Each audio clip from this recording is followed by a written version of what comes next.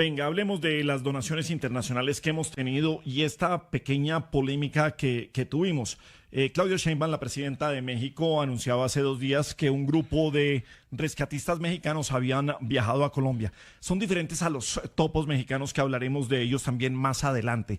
Después salió y dijo, venga, los rescatistas mexicanos no fueron aceptados por Colombia, los devolvieron porque faltaban unas certificaciones.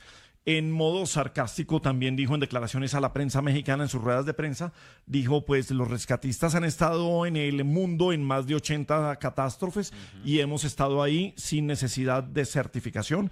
Quienes nos siguen en YouTube pueden poner ya Caracol Radio. No sé si tenemos el full de Claudia Sheinbaum y lo podemos pasar de nuevo para escuchar lo que dicen. A ver si lo tenemos. Ayer comenté que a Colombia habían ido los rescatistas, la brigada de rescatistas del ejército, pero no. Pidieron certificación por parte de Colombia, están certificados, pero ahora piden otra certificación. Entonces estamos llevando a través de aviones Hércules, despensas, insumos médicos y otras cosas que solicitan. Pero sí, para aclarar que la brigada de la Secretaría de la Defensa Nacional de Rescatistas pues no fue aprobada por el gobierno de Colombia, está lista para salir en cualquier momento. Bueno, han ido a 98 países a rescatar y a trabajar por la gente, solidariamente. ¿Abelardo de la Espriella rechazó la ayuda de México en medio de la tragedia? Esa es la acusación que en las últimas horas comenzó a circular con fuerza entre sectores de la oposición, intentando instalar la idea de que el nuevo gobierno habría cerrado las puertas a los rescatistas mexicanos justo cuando Colombia más necesitaba ayuda. ¿Eso fue realmente lo que ocurrió? Porque una cosa es decir que México ofreció enviar equipos de rescate, y otra muy diferente es afirmar que el gobierno colombiano decidió simplemente rechazarlos. Y aquí es donde aparece una explicación que cambia completamente la perspectiva de esta polémica. En una entrevista difundida en X, un representante relacionado con la Brigada Internacional de Cancún explicó que el problema no habría sido que Colombia rechazara la solidaridad mexicana, sino que ciertos equipos de rescate necesitaban cumplir determinados requisitos y certificaciones para poder ingresar y operar oficialmente en territorio colombiano. De hecho, la propia información recogida en el material señala que los equipos mexicanos ya contaban con certificaciones internacionales, pero que existía un requisito adicional solicitado por Colombia. Y hay otro detalle que resulta fundamental: ayuda mexicana no fue bloqueada en su totalidad. Los insumos, medicamentos y otros materiales enviados para apoyar la emergencia sí fueron recibidos. La controversia estaba específicamente relacionada con el ingreso de los equipos de rescatistas. Entonces la pregunta que debemos hacernos es muy sencilla. ¿Estamos ante un rechazo de ayuda internacional por parte del gobierno de Abelardo, o ante un procedimiento administrativo y de certificación que terminó generando una enorme polémica política? Porque mientras unos presentan el episodio como una supuesta decisión absurda de cerrar las puertas a México, desde la otra orilla se sostiene que se trató de un asunto técnico y administrativo en medio de un gobierno que apenas llevaba unos días enfrentando una tragedia de enormes dimensiones.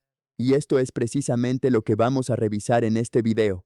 ¿Qué pasó realmente con los rescatistas mexicanos? ¿Qué ayuda sí ingresó a Colombia? ¿Qué papel tuvieron las certificaciones? ¿Y por qué esta situación terminó convertida en una nueva batalla política contra el gobierno de Abelardo de la Espriella? Así que quédese hasta el final, porque detrás de esta polémica hay un detalle que puede cambiar por completo la manera en que se está contando esta historia. Como líder del equipo USAR MEX 11, la Brigada de Rescate Internacional Cancún, creo que debemos tocar el tema de qué pasa, por qué no dejan entrar a los rescatistas mexicanos. Y vamos a poner en contexto. México en 2018 lanzó una política pública que es el Mecanismo de Acreditación Nacional USAR. Bajo ese mecanismo de acreditación, los últimos 8 años nos hemos acreditado 6 instituciones, de las cuales 5 están vigentes al día de hoy, que son, por número, la Brigada de Rescate Internacional Cancún, MEX 11, el ERUM de la Ciudad de México, MEX 12, la Cruz Roja Mexicana, que es el MEX 14, el Batallón de Atención a Emergencias de la Secretaría de Defensa Nacional, que es el MEX 15, y la Unidad Estatal de Protección Civil y Bomberos de Jalisco, que es la MEX 16. No tiene número, pero se le ha asignado económicamente la MEX 16. Entonces hay 5 equipos vigentes con este mecanismo. En el caso de Colombia, Colombia empezó 2 años antes y ellos establecieron esta misma política, pero a lo largo de estos 10 años ellos han acreditado 23 equipos, es decir, casi 5 veces más que nosotros en México. Y no solo eso, cuando en México se llevó a cabo la primera evaluación local, que fue con la Unidad Estatal de Jalisco en 2018, Colombia estaba acreditándose ante Naciones Unidas, ante la oficina de INSARAC, a través de un mecanismo que se denomina IEC. En ese mecanismo vienen autoridades internacionales y validan esos conocimientos. Ya no eres tú, ni son las personas de tu país. Son autoridades extranjeras que vienen y te validan. México no tiene un equipo IEC. Entonces, hoy podemos ver que las capacidades técnicas que tiene Colombia son superiores a las capacidades técnicas que tiene México en materia de equipos USAR. Ahora, ese es el contexto. ¿Por qué no dejan entrar a los equipos o a los rescatistas mexicanos? Colombia sí pidió ayuda internacional, pero ellos dijeron, tengo las capacidades para resolver el problema con mis propios recursos. Me hacen falta cosas. ¿Qué me hace falta? Me hacen falta ingenieros estructurales, me hacen falta especialistas en levantamiento de cargas. Quien pueda, envíeme eso. Pero para que yo pueda resolverlo, entonces necesito que tú, que me vas a ayudar, tengas una acreditación equivalente a la que tengo yo. Yo, Colombia, tengo un IEC. Entonces voy a pedir que quien me venga a ayudar tenga un IEC. México no tiene un IEC. Entonces, de ahí partimos al hecho donde Colombia tiene toda la posibilidad de decir y de elegir quién es quien va a ayudarle, ¿no? Pero vamos a ver el ejemplo. Estados Unidos se desplaza a Colombia a prestar ayuda, pero no llegó con los 80 elementos de un equipo del USAR 1, del equipo USA 1, perdón, que fueron a Venezuela. Llegó con 10 elementos y esos 10 elementos son ingenieros estructurales y especialistas en levantamiento de cargas, porque es lo que Colombia está pidiendo. Ahora, ¿qué pasa con los voluntarios? Bueno, les voy a poner un ejemplo. Cuando trabajamos bajo estos protocolos internacionales, imagínense ustedes que un derrumbe es como una hoja de papel, donde encima le ponemos unas plumas redondas y luego otra hoja de papel, y luego otras plumas y luego otra hoja de papel, y luego otras plumas y luego otra hoja de papel, y así sucesivamente. Entonces, cada vez que alguien mueve algo arriba, todo se mueve en las partes inferiores. Entonces, si yo tengo trabajando un equipo del lado derecho, tiene que estar en estrecha comunicación con el del lado izquierdo y además tienen que saber cómo lo van a hacer. ¿Por qué? Porque si no, lo que ellos hagan impacta en toda la estructura y en todas las personas que están trabajando. Por eso hay protocolos internacionales. ¿Qué pasa con estos voluntarios que llegaron de México, los denominados topos? Pues finalmente estas personas no siguen estos protocolos internacionales, ellos tienen sus propios protocolos. Entonces, cuando tenemos un organismo certificado, acreditado internacionalmente, que sigue una línea de trabajo y llegan estas personas que lo hacen diferente, chocan.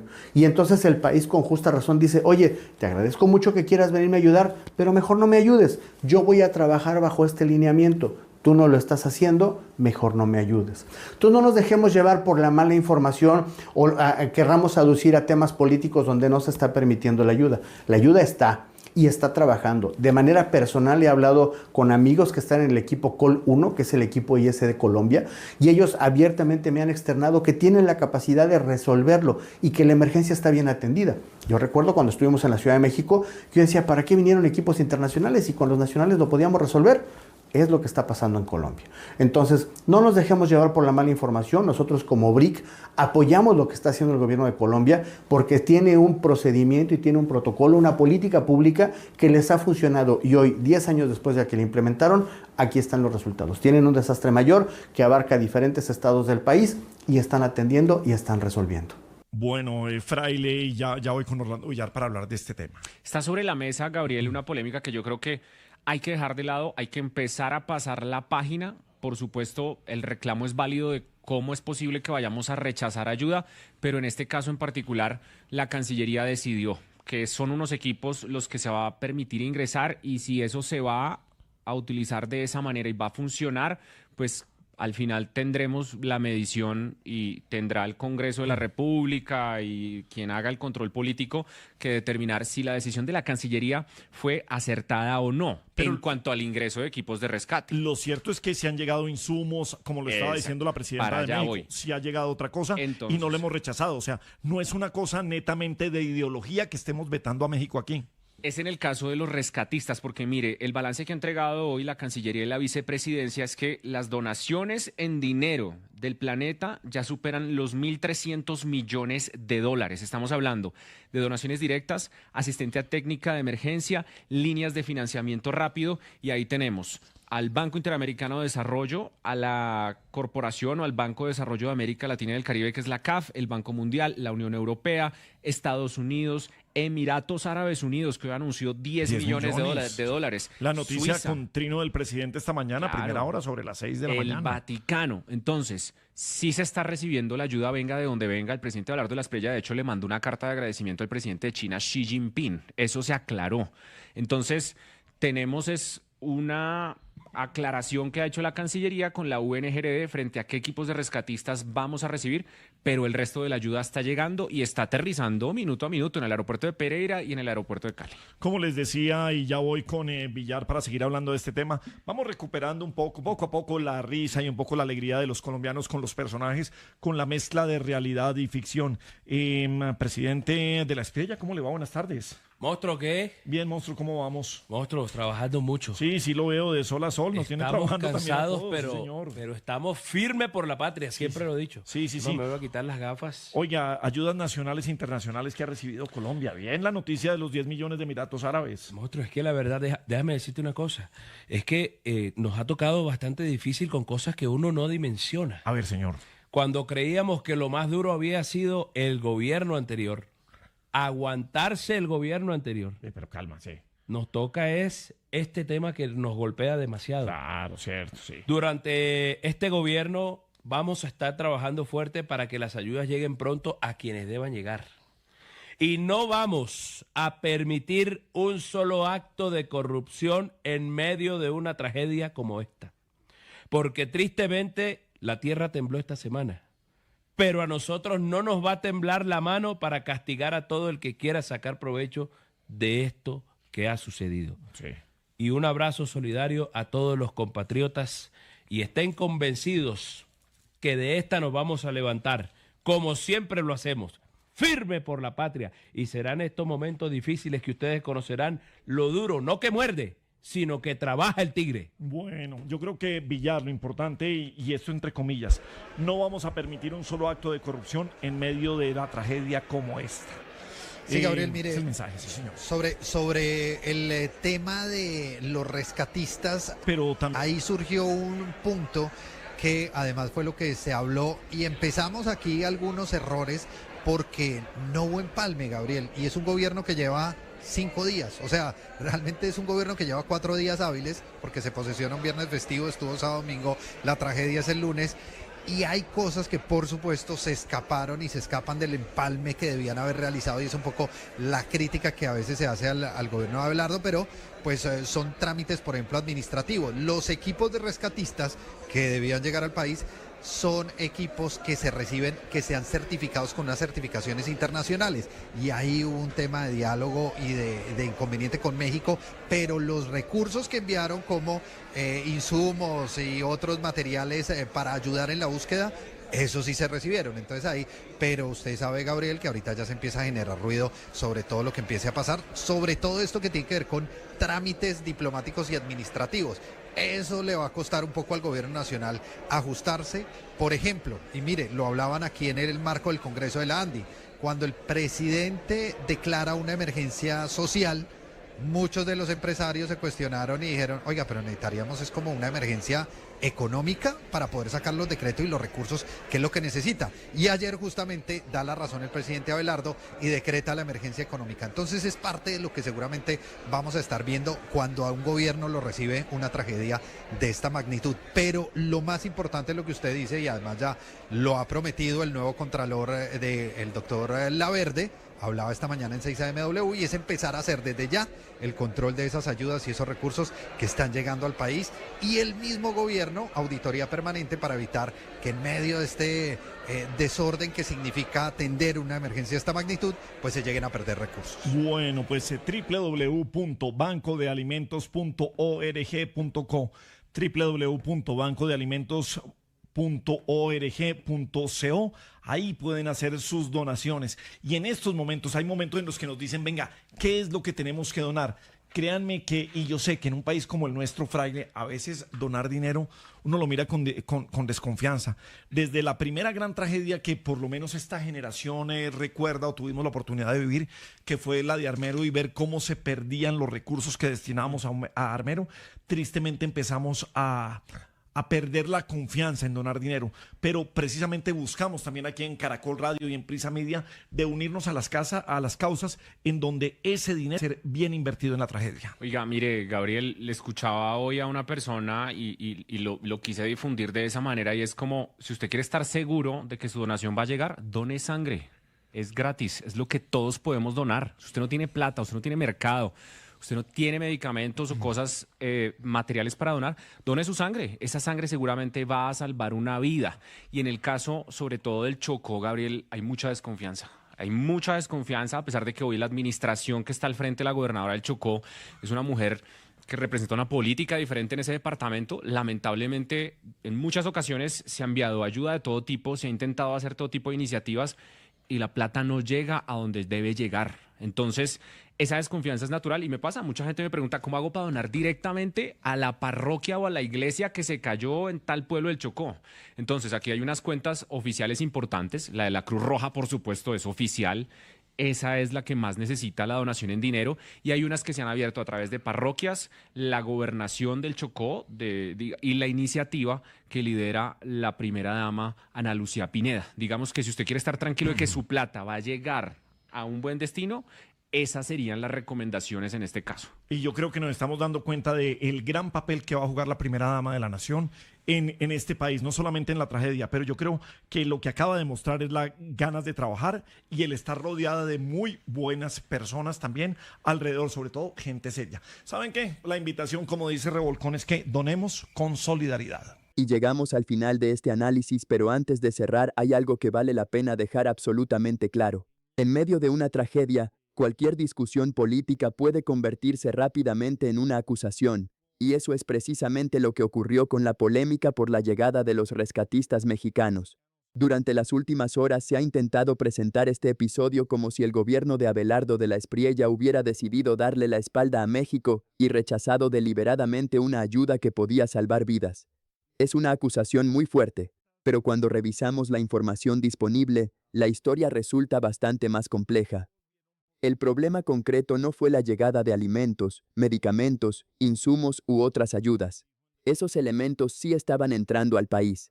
La información divulgada señala que Colombia estaba recibiendo ayuda internacional de diferentes gobiernos y organismos, y que los insumos enviados por México también fueron recibidos. La controversia estaba concentrada en los equipos de rescatistas y en las condiciones necesarias para que pudieran ingresar y operar oficialmente en Colombia. Y aquí aparece el punto que cambia la discusión.